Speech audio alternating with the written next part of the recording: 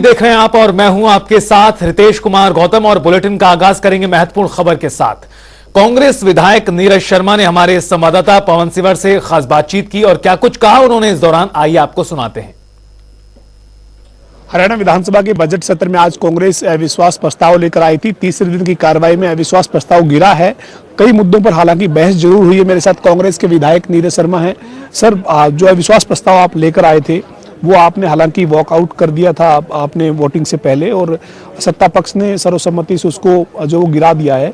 आपको लगता नहीं है कि बिना नंबर के और चुनाव से थोड़े दिन पहले इस तरीके के अविश्वास प्रस्ताव की कांग्रेस को जरूरत थी लाने की? देखिए, मुद्दे तक ये सरकार आई नहीं जी। और ऐसी बहुत सी चीजें होती हैं कि जब अविश्वास प्रस्ताव लाया जाता है, ये अपील भी होती है कि अंतरात्मा पे वोट डाली जाए। पर अविश्वास प्रस्ताव से पहले जो भी हमारे साथी विधायकों ने मुद्दे उठाए, सबसे पहले मुख्यमंत्री जी या नेता सदन या बाकी साथी उन पे जवाब देते हैं। अब मुख्यमंत्री जी बात कर रहे हैं सन 1950 की।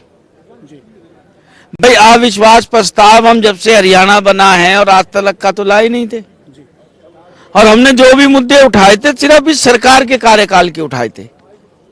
हमने पिछले 5 साल पे भी बातचीत नहीं करी कि जो ये 4.25 साल का वक्त चल रहा है। जैसे आज किसानों के लिए कीलें गाड़ दी गई, कल एक किसान भाई की मृत्यु भी हो गई, 750 किसान भाई पहले शहीद हो गए। चाहे हम नगर निगम के 200 करोड़ों की घोटाले की बात करें, चाहे एचपीएससी में पैसे पकड़े जाने की बात करें, या संवैधानिक पोस्टों पे बाहर से लाके आदमियों की बात करें, आप देखें कांग्रेस के हर सदस्य ने इन 4.25 साल की बातों का लेखा जोखा रखा था और हरियाणा से रिलेटेड रखा था। मुख्यमंत्री जी एक बात का भी जवाब नहीं दे रहे थे। वो जवाब में ये कह रहे थे जी गीता बुक्कल जी की बेटी को नौकरी दे दी। भाई, अगर जो गलत तरीके से दी है तो तुमने दी है, बर्खास्त कर दो उसको। और सही तरीके से वो बिटिया आई है तो आपको तकलीफ क्या है? आपको लग रहा था जी हुड्डा साहब के नौकरी के समय में बातें गलत तरीके से नौकरी भर्ती हो गई। भैया, 9.5 साल से राज्य में क्या कार्रवाई करी आपने जो कुछ गलत हुआ है तो?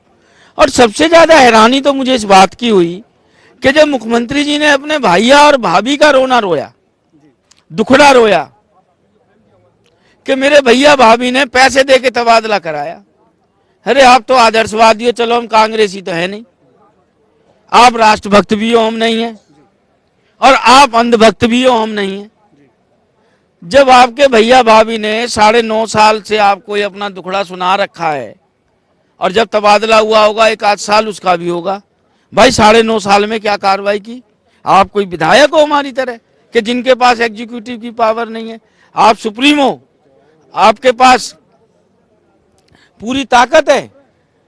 और मैं तो कहूंगा थोड़ी बहुत भी नैतिकता बची है। रिश्वत लेना भी जुर्म है, रिश्वत देना भी जुर्म है। एक तो रिश्वत ली जाती है नाड़ पे पैर रख के, और एक रिश्वत ली जाती है जी मुझे कोई काम मेरा बढ़िया हो जाए।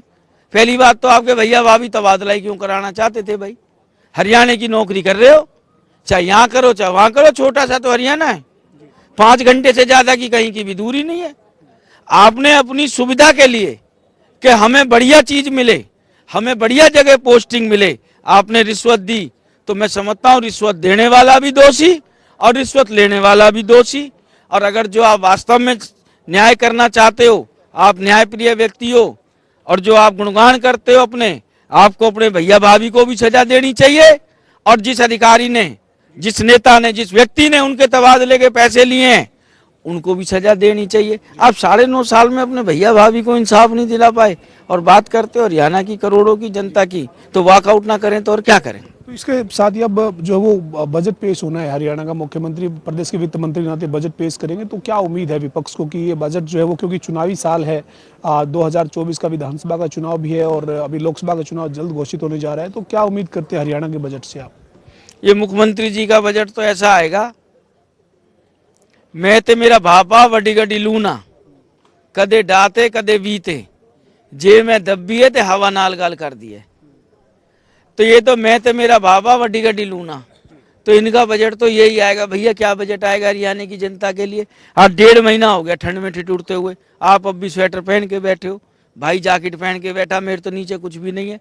और किस चीज़ के लिए सत्याग्रह कर रहा हूँ कि मेरी विधानसभा के लिए मात्र 28 करोड़ रुपए दे दो।